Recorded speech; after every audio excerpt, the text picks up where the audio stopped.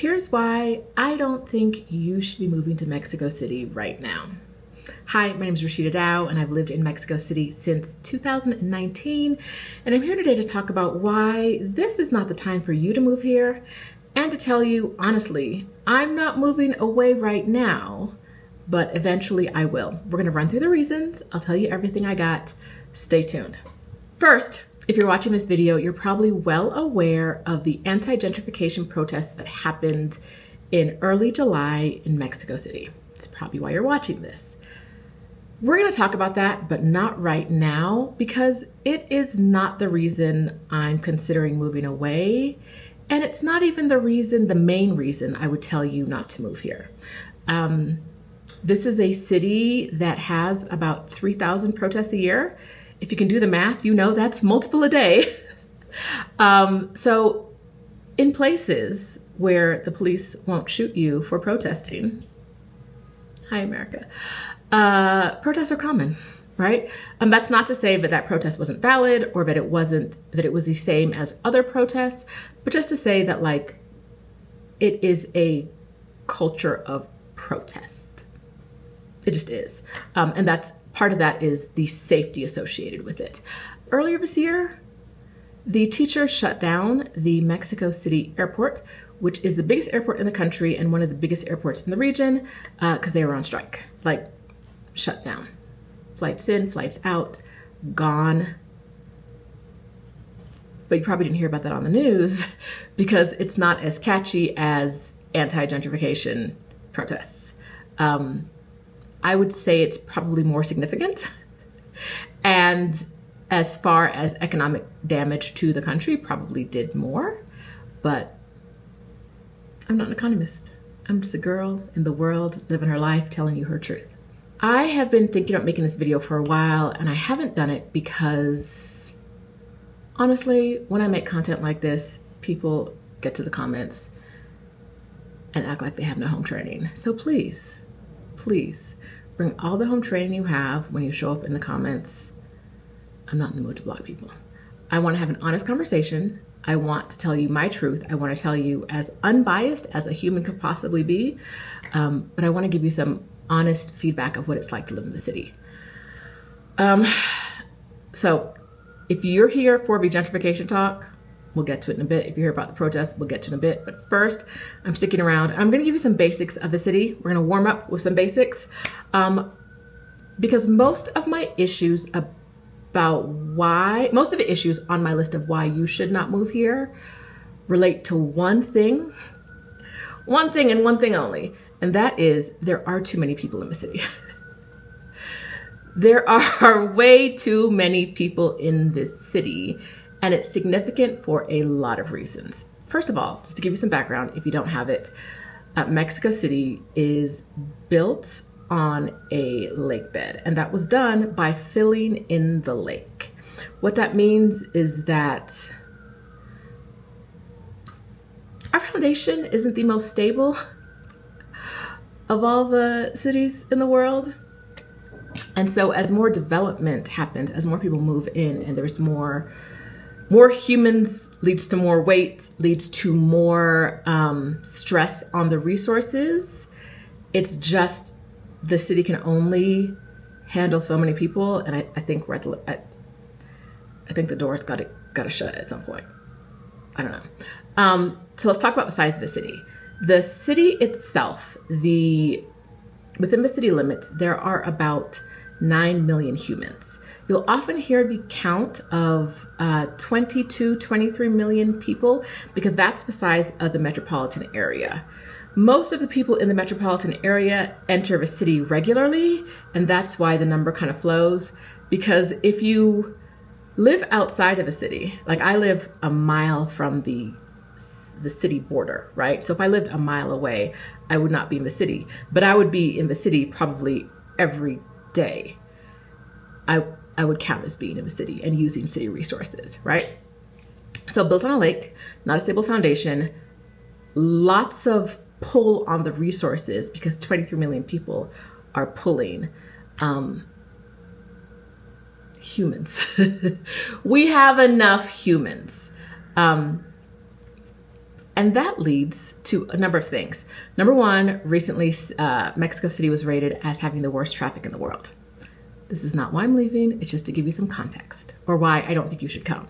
Traffic is bad in a lot of places. 501 cities were ranked, and Mexico City was ranked as the worst in all the places. And it says that per year, people in the city spend about 152 hours in traffic. That's not just driving, right? Like, that's stuck in traffic. It's a lot of time. It's something to think about. It's not a big deal. This is just for context. All right. I'm going to tell you the reason first. I know I won't be here for a long time, and that is climate change. Because this city has some environmental risks, and because we are impacted so greatly by climate change is the reason I don't see it. And I'm going to tell you why, as always. I've been here for more than half a decade, a while, not my whole life. I'm not the expert, but I'm telling you my experience. This year, the spring was unbearably hot. This is not a city where you will generally have air conditioning or heat. So when it's cold, you're cold. When it's hot, you're hot. These things could happen in the same month. You just deal with it, right? The spring was extremely hot. Like crazy. I don't even know. I don't have the numbers. It was just very hot. And more than usual. This rainy season, so spring, so we're talking about like March, April. Rainy season starts mid-May. June was the rainiest June we've had in over 50 years.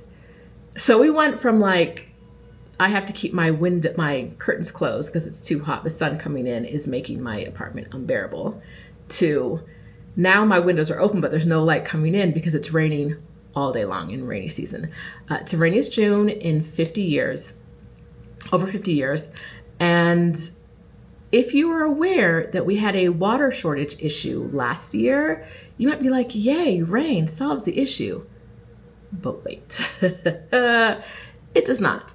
If you know Mexico City, you know that we have earthquakes here. And you know that like I mentioned earlier, we're sinking. So we have pipes underground. Between the earthquakes shaking and the land sinking are pipes that lead to our aqueducts aren't in the best condition. There's a lot of water leakage along the way. And this really showed up going in the opposite direction in this rainy season, because many parts of the city flooded because the city sewers could not take on the capacity, right? Many parts of the city flooded. To give you some examples of what rainy season was like, one day we got an alert that hit a lot of the different neighborhoods that said, don't go outside. Do yourself a favor and don't go outside. If you have to go outside, make sure you take your butt inside when it starts raining, because people have been like in cars in like underpasses that are getting flooded. And the water, it's not like it's flooded and then the water's is no drainage. We got another alert, a purple alert the other day that said inside in this Alcadia, it's like a borough, in this Alcadia, unplug your electronics, and if you have papers that are important to you, put them in plastic. That's how bad the rain was, mixed with how unprepared the housing in that area was for the type of rain we got.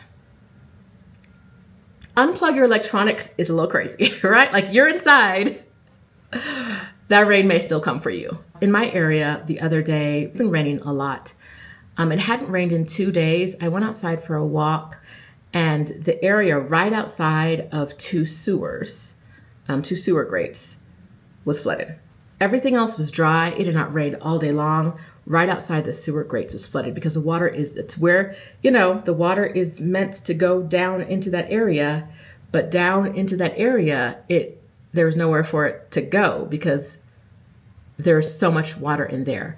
My friend moved into a new apartment over there and had to walk through it in one of the very popular neighborhoods, had to walk through calf height rain sewer water with her suitcase in order to get inside. Now, you're probably like, this all sounds like small stuff. It's not that important, yada, yada, yada. Remember, I'm explaining what our pipes are doing because we had no water last year, and the water that's coming this year is not making it into the reservoirs. They're not filling up in the same way. And even if they filled up in the same way, because those pipes are not fixed, we lose a lot of water along the way between the water source and the water usage. A lot of water is lost underground. And water underground in an area that was built on a lake and is prone to earthquakes, lots of issues. The city is sinking. If you don't know, the city sinks every year. We get the buildings, some of the buildings sink if they're not built on a really strong and modern foundation. Our streets are sinking.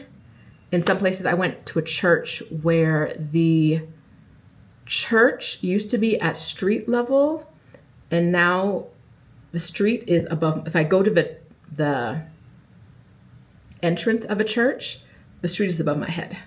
They used to be level. Now it's above my head.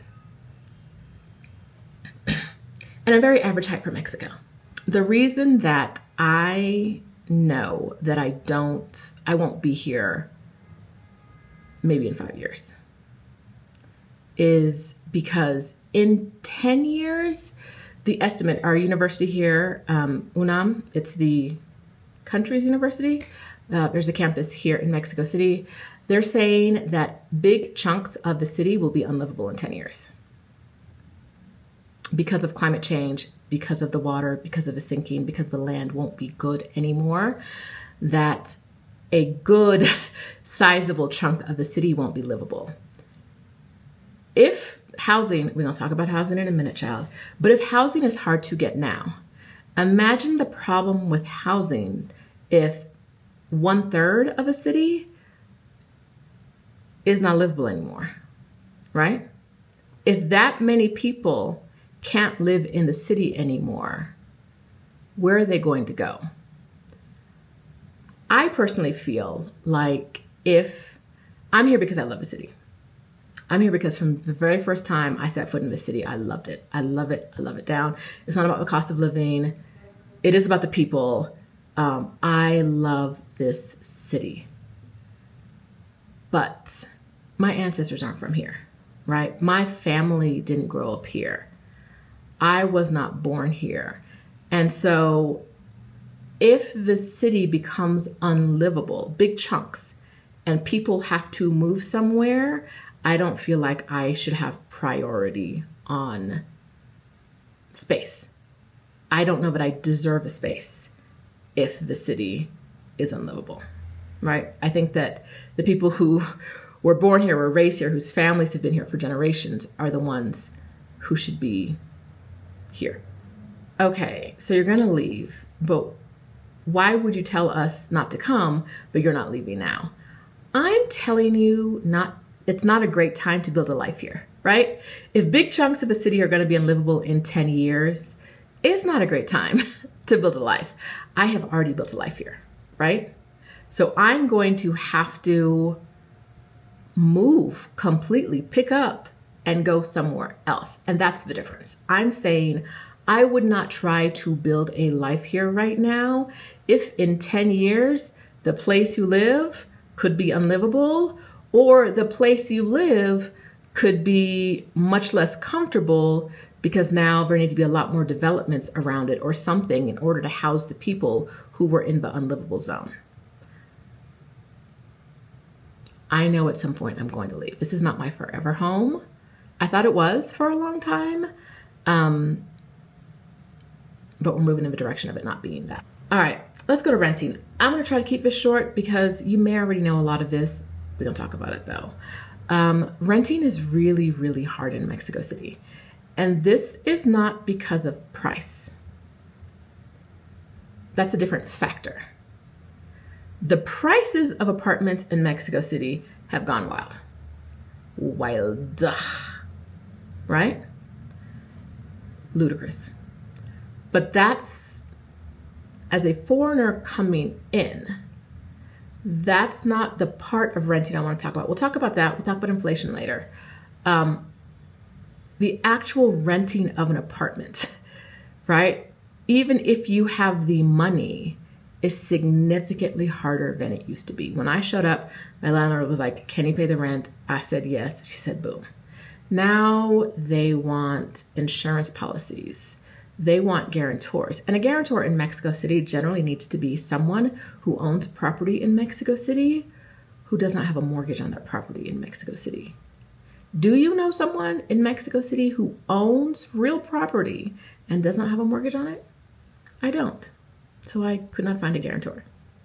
In Mexico City, probably like in a lot of other places in the world, there are 3 types of landlords. The first one does not want to rent to foreigners at all. No, thank you. You get out of here. That's an increasing number. I don't know if they're getting burned by foreigners. I would guess that that's it. Someone pays or rents an apartment, signs a lease, and then leaves, maybe, but that's just a guess.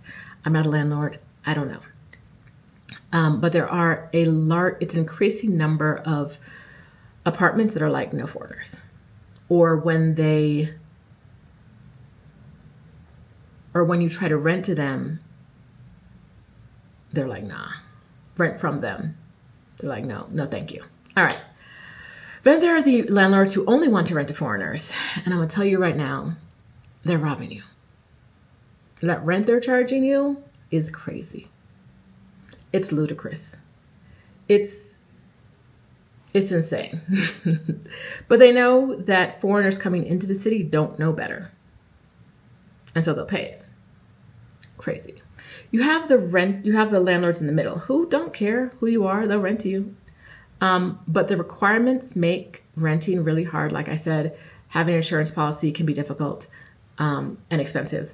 And getting a guarantor is almost impossible for most foreigners. Now, most people I know who've rented in the past year have spent months, not weeks, months looking for a place to live.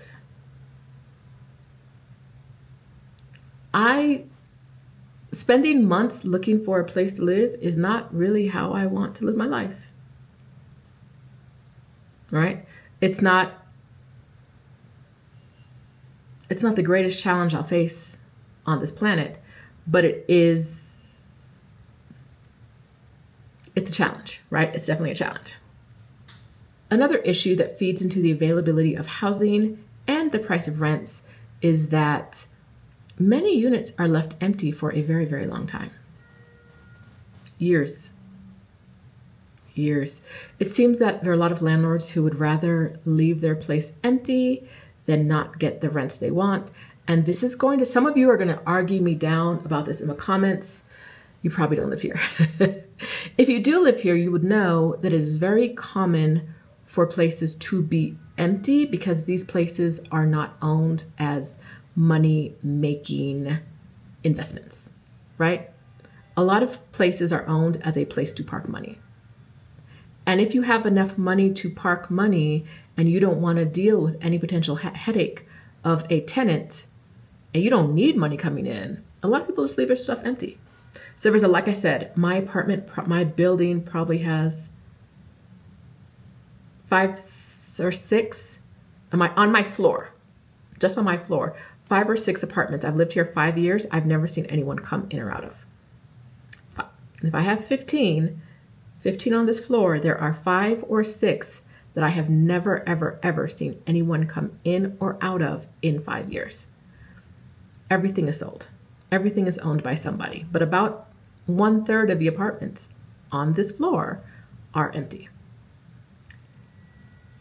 Is that an exact reflection of the rest of the city? I would say no. But does it reflect a little bit, right?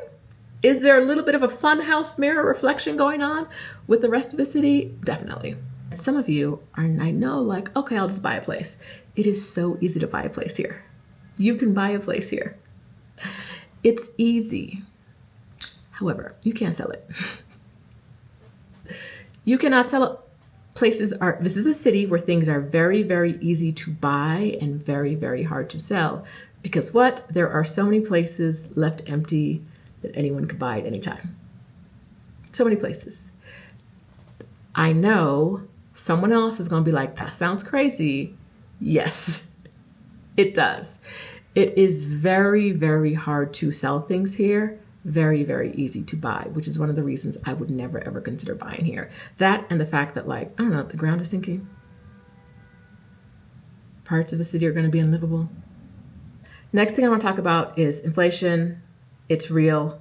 Everything is significantly more expensive than it used to be. Like I said, I didn't move here because things were inexpensive.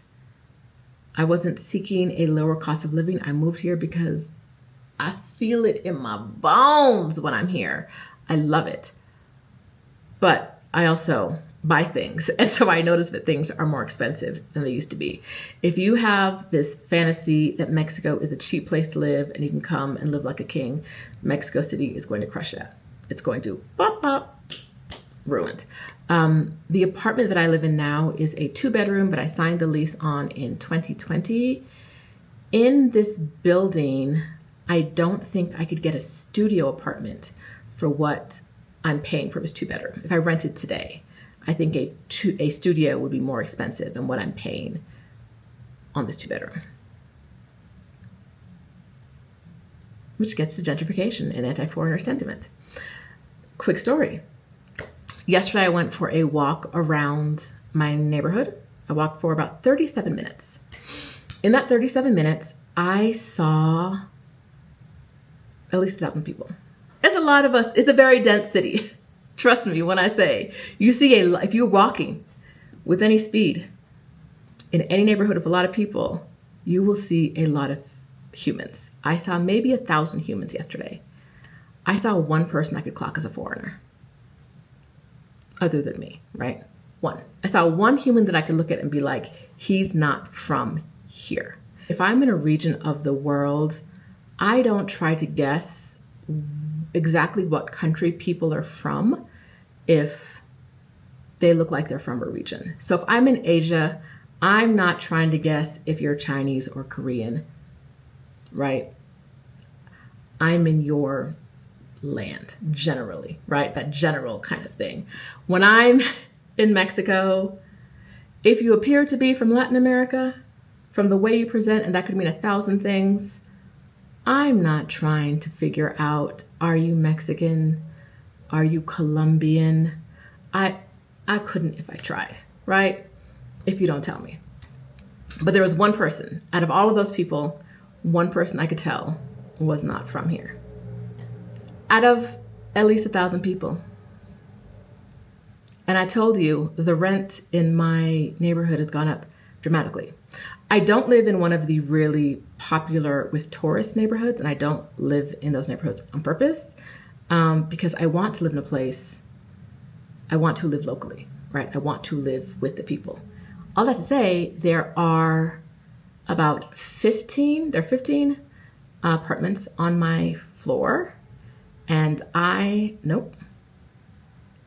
there are 2.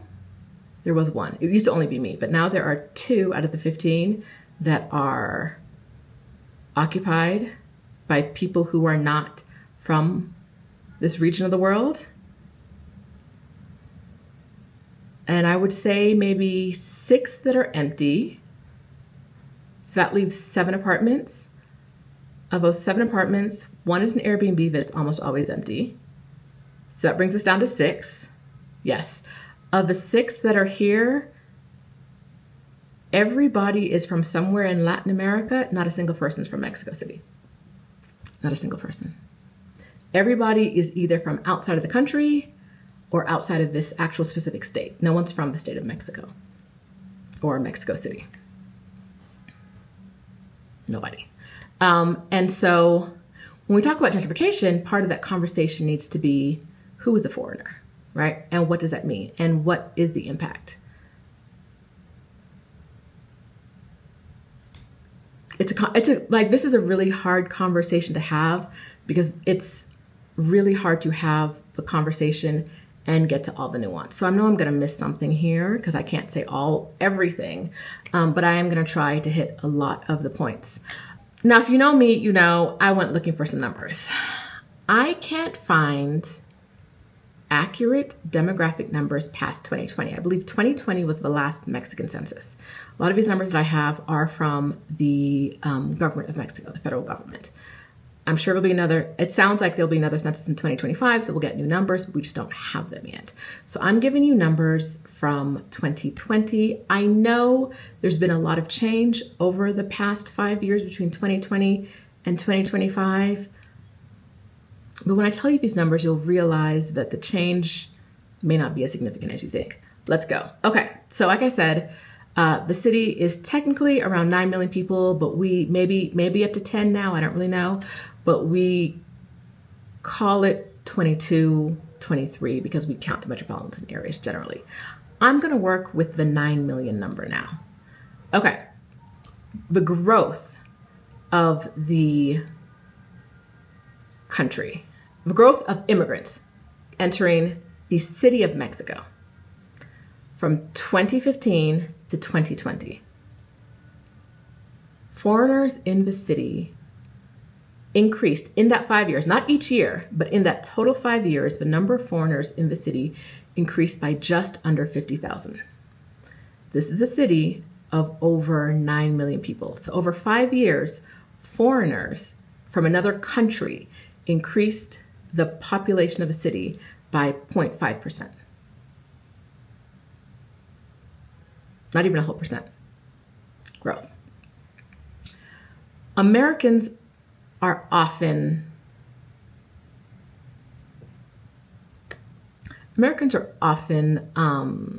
identified as the source of the problem of gentrification and of the growth in the city.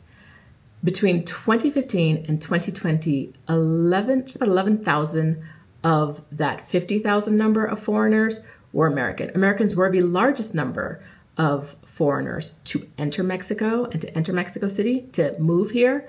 But they were not, but we're talking about 11,000 people over a 5-year period. That comes out to about 0.1% of the population. 0.1% of the population.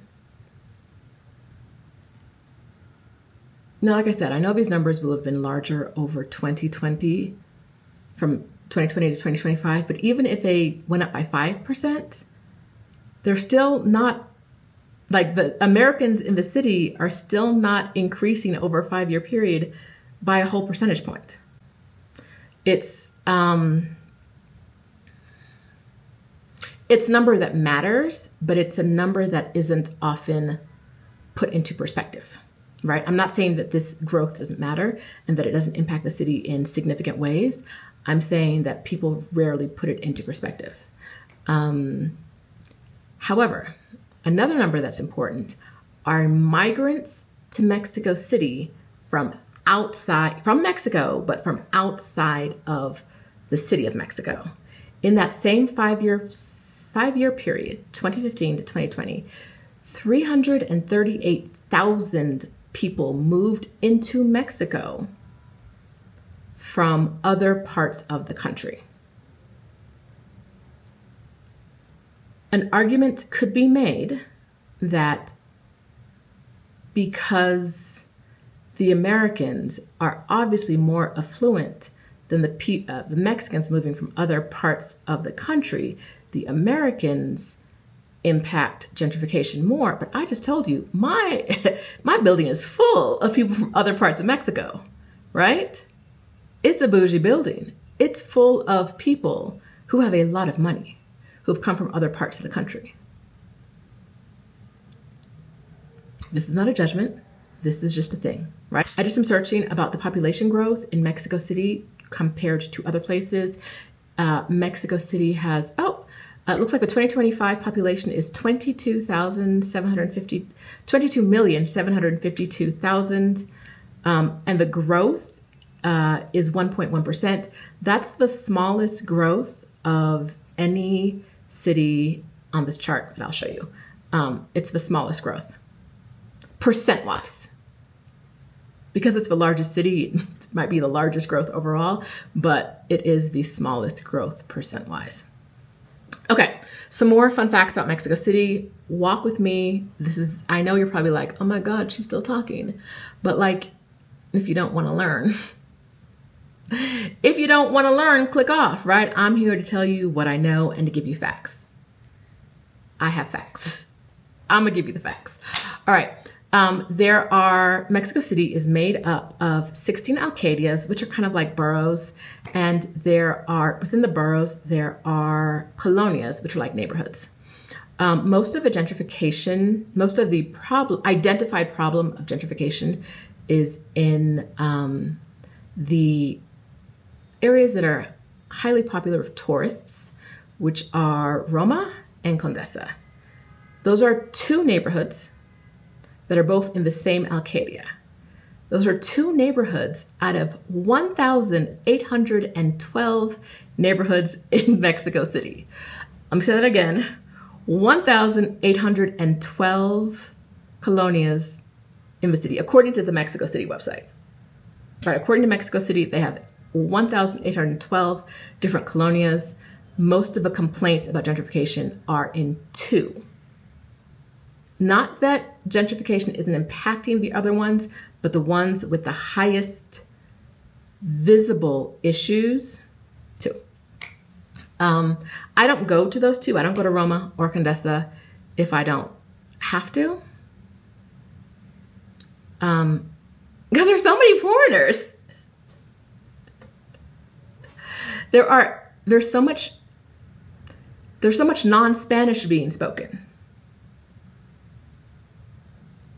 When I moved here, it was really hard to find people who spoke English. And now I go to restaurants and the waiters are like, we're not speaking to you in Spanish. We're only going to speak to you in English. Like, even if I order in Spanish, they respond to me in English. And yes, they may be practicing, but I think they're also just used to people like ordering in English. And so now I got to get treated like, I don't know. I know food Spanish. What are we doing here? Yeah, those two neighborhoods, I don't go to them. I'm not surprised that Mexicans who live here would be upset about what those neighborhoods look like.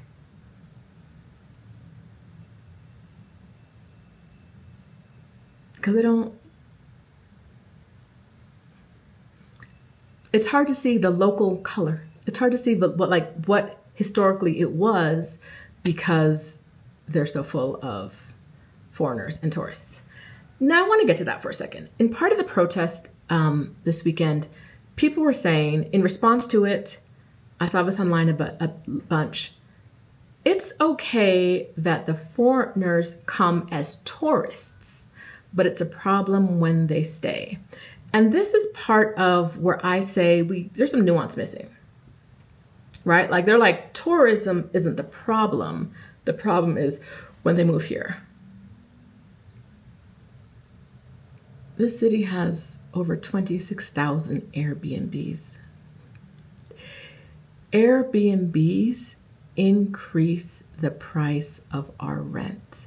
It is a known fact. If when I leave here, my landlord turns this into an Airbnb, she's going to be able to make more money than she's making charging me rent. And so I would not be surprised if she did that.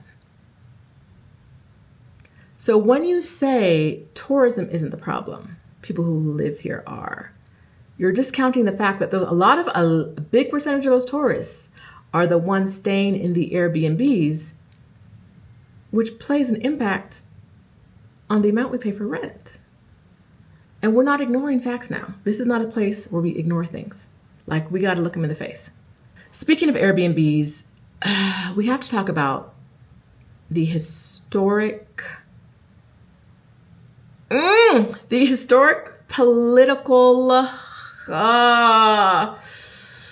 the way the government has addressed gentrification and tourism in the past and how they're addressing it now. The president of Mexico used to be the mayor of Mexico City. until 2024. Yeah. I think that's right. I don't remember exactly when she stopped being mayor so she could run for office. Maybe that was 2023, so she could run for president. Anyway, recent past, she was there. And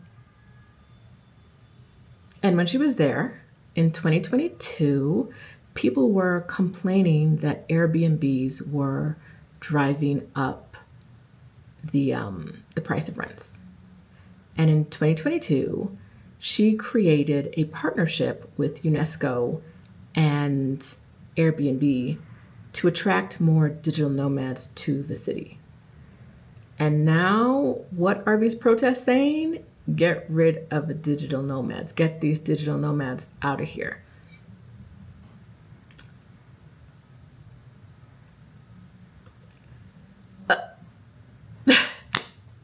People are always asking me, like, how do I feel? I'm not shocked by these protests. I'm not shocked by these protests because 4 years ago, people were frustrated with the with the way things were going, right? Prices were really high for apartments. They were getting higher. Airbnbs were coming in and taking up the available property stock. And instead of curbing that in some way to address the population and what their stated needs were, a partnership was created to bring more Airbnbs and more digital nomads to the city.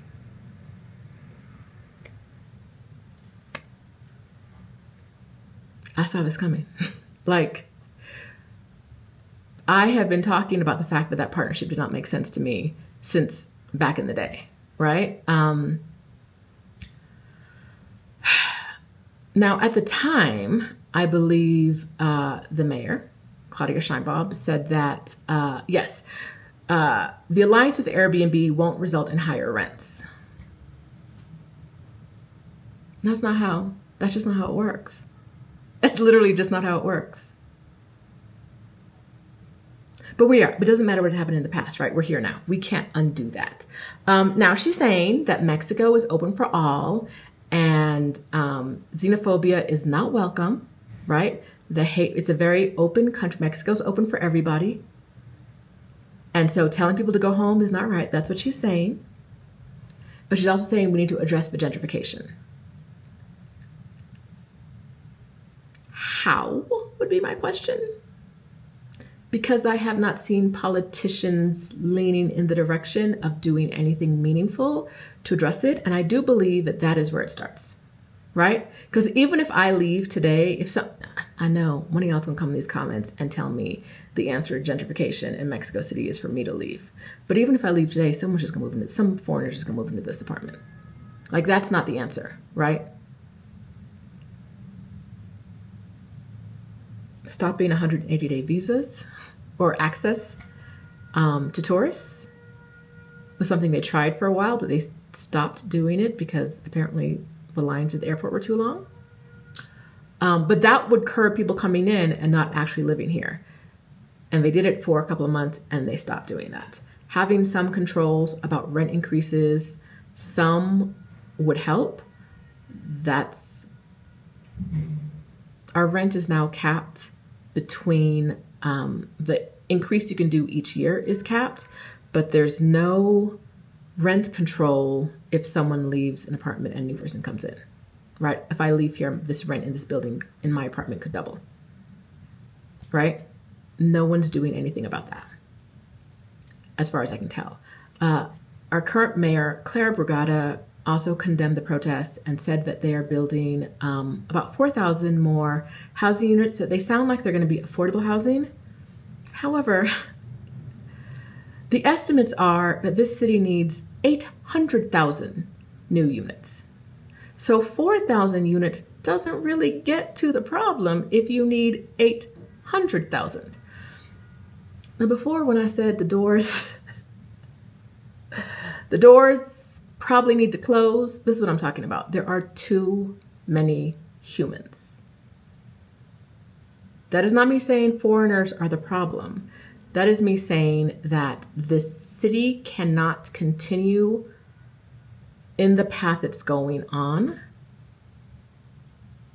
without major problems, whether those are political, climate problems, whatever they are, we are on our way to more problems. It's too humany, way too humany. Clara said, I call her Clara because that's what she had on her signs when she was running for mayor. Claudia had Es Claudia painted everywhere, so we often call her Claudia by her first name. Clara had Clara everywhere. Clara said they're building new units and they're going to do things about housing, and they're going to do things, and people are talking about the fact that they're going to do things about Airbnb and put some controls around it. But I've also heard that they're not going to do anything about Airbnb until after the World Cup is here in 2026. So we have a full year. I think the World Cup is played in the summer. Y'all tell me. I think. I haven't watched it in a long time. But if we have a full year before anything is done about a problem people are breaking windows about today, what's going to happen in the next year? If you haven't already watched my video that I made last year about why you probably shouldn't come to the city as a tourist, which really focused on the water shortage issue, go ahead and give that one a watch. It will give you more context. Like I said, I'm making an exit plan. I think it's going to be a long-term exit plan simply because I still love this city. I want to be here. But even as much as I love it now, I would not move here right now. I have to make a plan to move away. Like I said, my main reason for moving away is climate change and not feeling like I have a superior right to be here than other people whose families have been here for generations, right? It's not, if big chunks of a city are unlivable, there are going to be some very, very hard choices to make, and I should not be taking up resources. Some of the other reasons you should think about when you're thinking of your move are climate change, inflation, renting an apartment, gentrification, and anti-foreigner sentiment. Thank you for watching. I know this was long. I know there were a lot of facts. I know there's nuance I didn't get to. I hope you understand that in this gentrification conversation, I am not blaming anyone. I am not saying foreigners are not impacting the situation. And I've said this 1,000 times on my channel, probably on live streams. I'll say it here too. Landlords. Capitalism. Landlords. Capitalism. Because what do you mean you're not going to do anything about Airbnb until after the World Cup? Why? Because of the pressure of capitalism. Okay, anyway, that's it. Let me get out of here before they turn off my microphone. Thanks for watching. I'm Rashida. If you haven't subscribed, subscribe, like this video, share it with a friend who's thinking about moving to Mexico City. Like I said, I still love it. The vibes are still good, but it's not build your life here right now. It just isn't. Love you. Mean it. Bye.